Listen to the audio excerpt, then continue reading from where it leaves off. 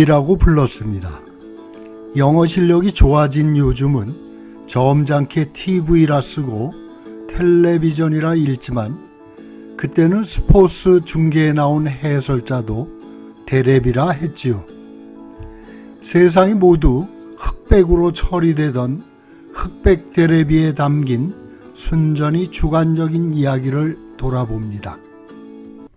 내가 본 최초의 테레비는 만화가게에 있었습니다.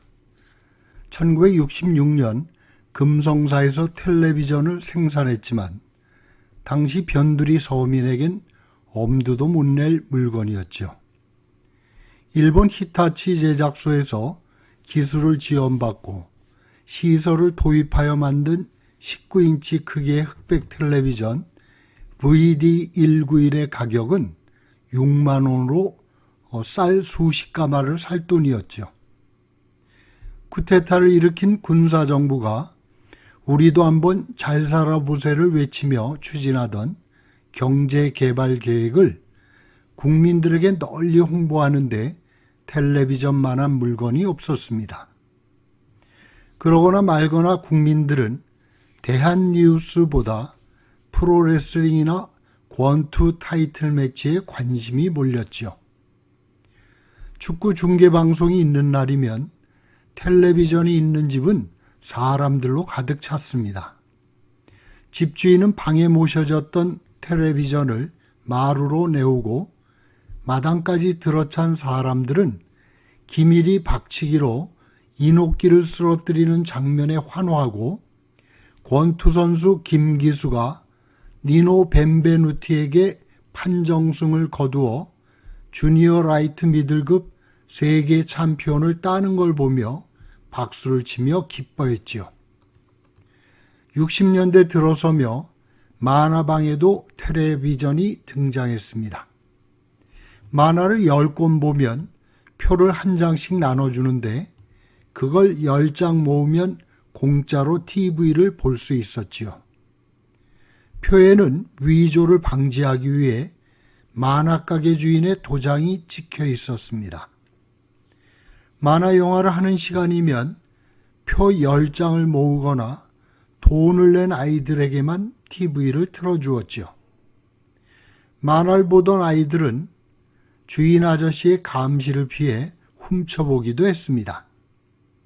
곁눈질을 하다가 주인 아저씨에게 적발되면 파리채로 얻어맞아야 했지요.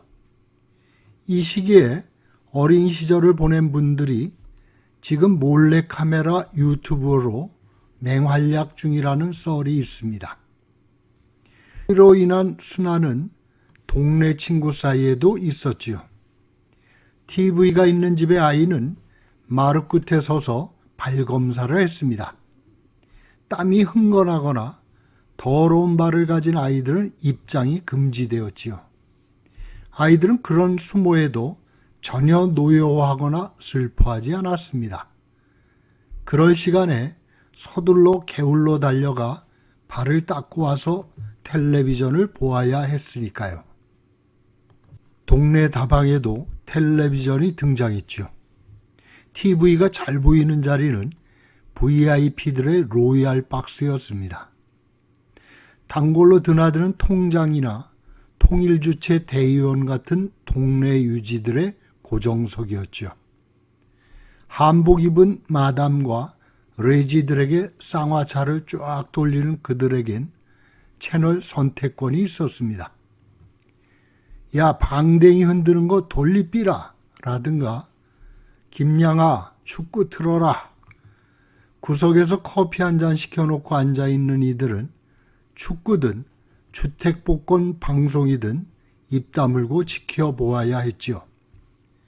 변두리 다방의 텔레비전 주변은 노인들이 정치 이야기나 세상 말세를 불러온 요즘 젊은 것들을 규탄하는 권기 대회장이 되기도 했습니다. 한일전 축구 경기라도 중계되는 날이면 다방하는 응원 열기로 후끈했죠. 이날만큼은 로얄 박스의 동네 유지도 야 김양아 야구 틀어봐라 이런 소리를 하지 못했지요. 일본에게 지는 날에는 TV는 누군가 던진 재떨이로 순환을 당하기도 했죠. 텔레비전은 그 전부터 있었습니다. 1956년 5월 12일 대한방송을 시작으로 1961년 국영방송사인 KBS TV가 전파를 송출했죠. 일부 계층이 가지고 있던 외국산 텔레비전은 월남전에 파병된 병사들을 통해 눈에 띄게 수가 늘어나게 됩니다. 그 무렵에 우리 집에도 최초의 텔레비전이 들어왔습니다. 제이라는 텔레비전이었죠. 일본 빅터 주식회사가 만든 그것이 어떻게 우리 집까지 왔는지 정확한 경로는 알지 못합니다.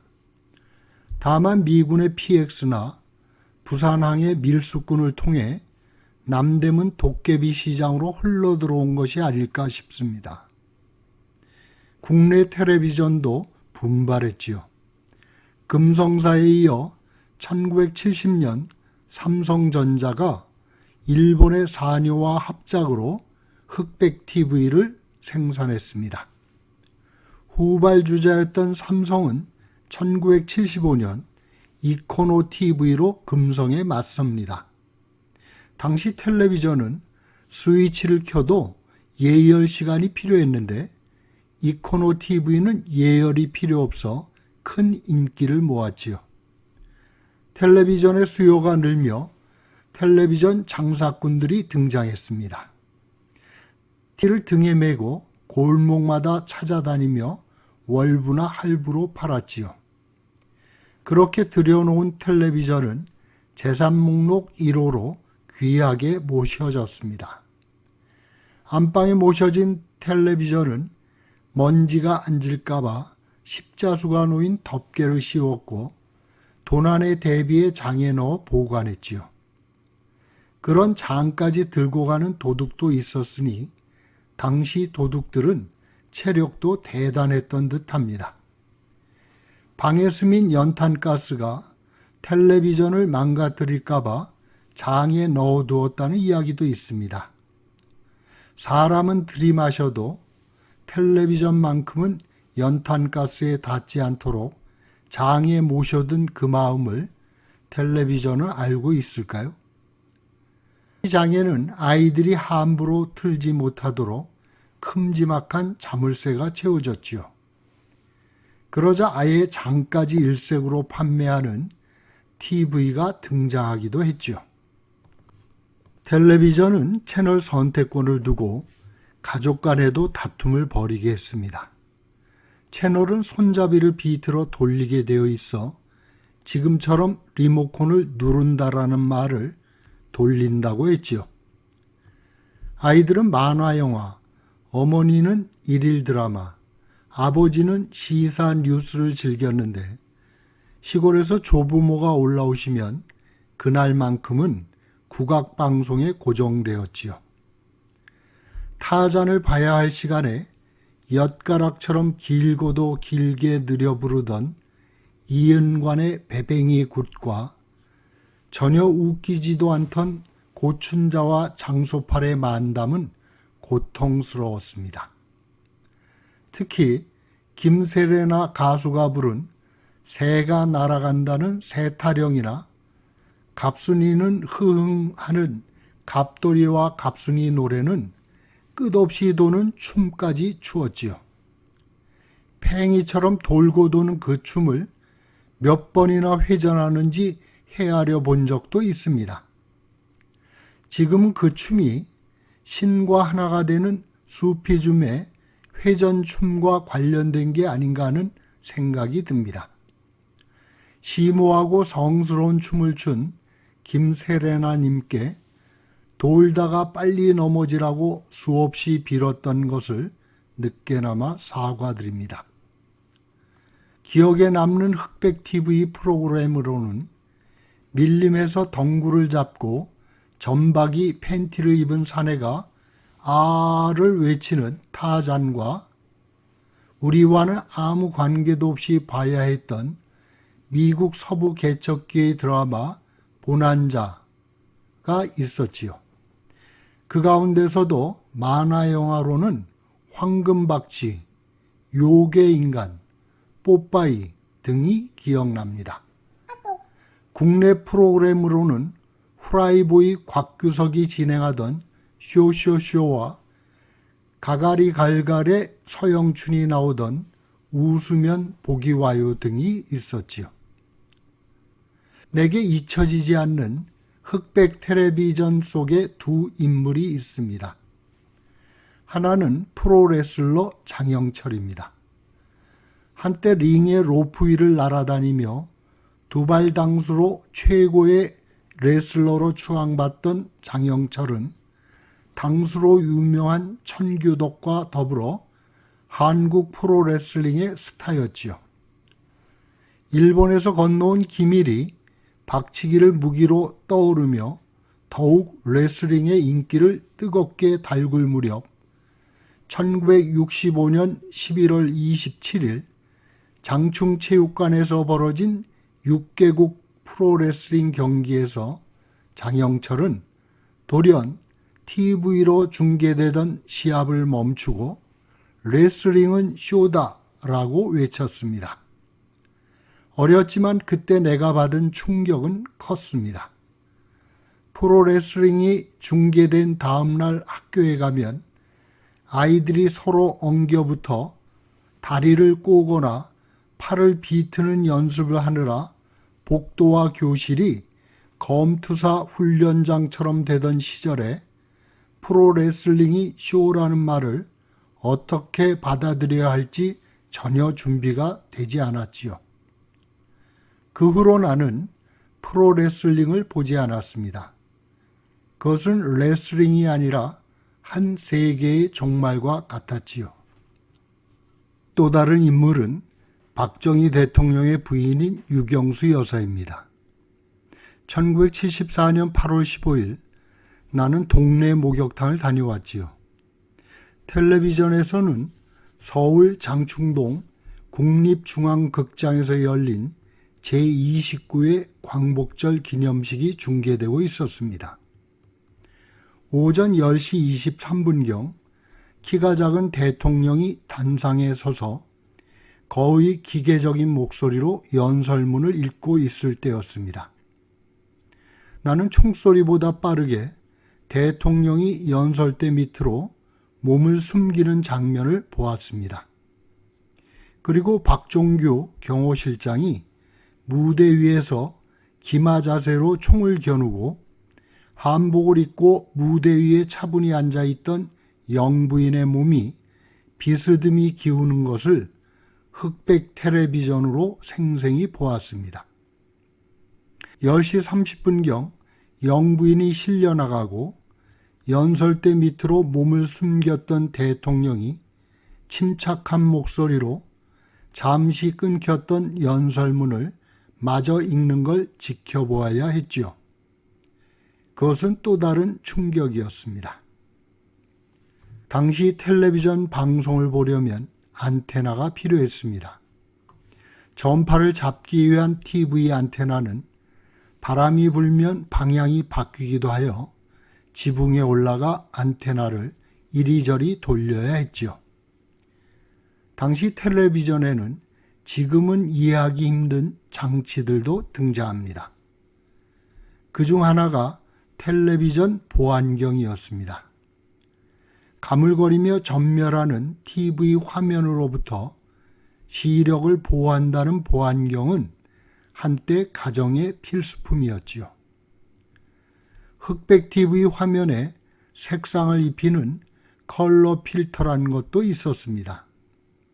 상층부는 청색, 가운데는 황색, 하층부는 홍색으로 칠해진 아크릴판이었지요.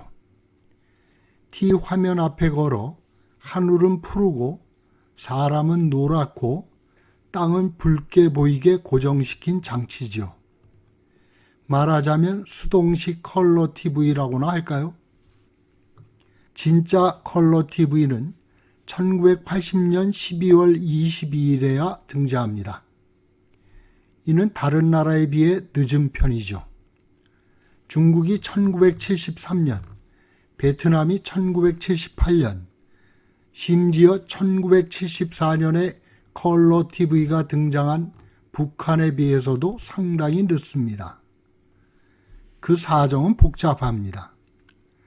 이미 1970년대 초반 KBS, MBC, TBC 방송사에서는 컬러 방송 장비를 갖추었으며 컬러 TV도 1974년 한국 나셔널 전기를 시작으로 1975년 삼성전자에서 생산하여 남의 나라로 수출까지 하고 있었죠. 흑백 텔레비전에 비해 4배나 많은 전력 소모를 문제로 미뤄졌다는데 다른 설도 있습니다. 컬러 TV가 미국에서 60년대 민권운동의 기폭제가 되었으며 서구의 퇴폐적인 히피 문화가 침투될 것을 우려하여 허락하지 않았다는 말도 있습니다. 다른 나라에는 컬러 TV를 수출하면서도 막상 국민들은 흑백 TV를 보아야 하는 상황은 수출에도 영향을 주었죠. 1978년 3월 미국의 특별통상대표부는 이를 트집잡아 한국산 컬러 TV 수입 물량을 연 30만 대로 제한해 버렸습니다. 텔레비전은 이데올로기의 장벽도 무너뜨렸습니다. 1973년 동독이 서독의 TV를 볼 수 있게 하면서 완강했던 베를린 장벽이 무너지게 되었다 합니다. 최근에는 한국의 최신 텔레비전 드라마들이 북한 주민들에게 한류 열풍을 일으켜 북한 당국이 엄격히 금지시키게 되었다고도 합니다. 이런 이야기들은 TV가 대중과 사회에 미치는 영향을 잘 보여줍니다. 어느덧 박물관으로 사라진 흑백 텔레비전이지만 거기에는 흑백으로 보고 컬러로 꿈꾸던 시절의 이야기들이 오롯이 담겨 있다 하겠습니다. 물건으로 돌아보는 이야기 여행에 오늘도 함께 해주셔서 대단히 고맙습니다.